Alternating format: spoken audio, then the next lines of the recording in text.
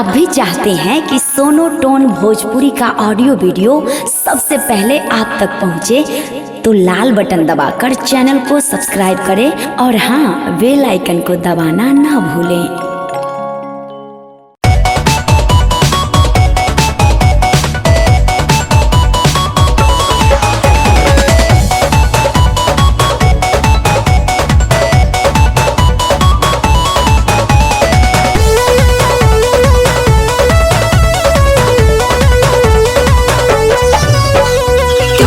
में बाटे जाने तोहरा में नाइक बनत जगह खोहरा में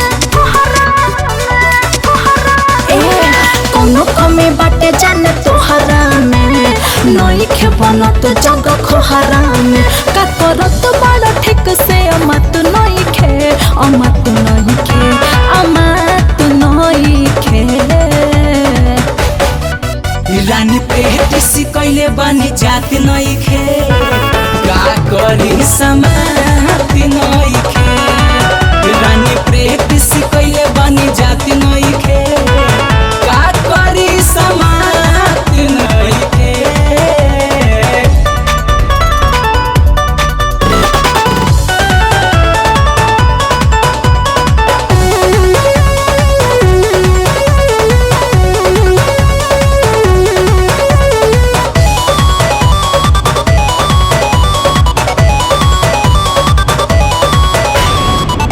पोरे दहिया टूटेला हमार हो का जाने कैसे जान करेला उपचार हो।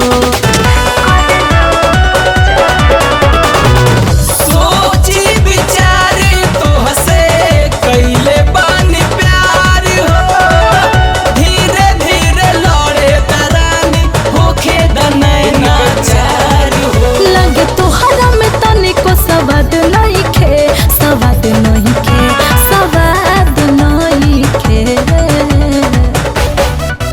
रानी प्रेटिसी कैले बनी जाति नइखे का करी समाति नइखे रानी प्रेटिसी कैले बनी जाति नइखे का करी समाति नइखे।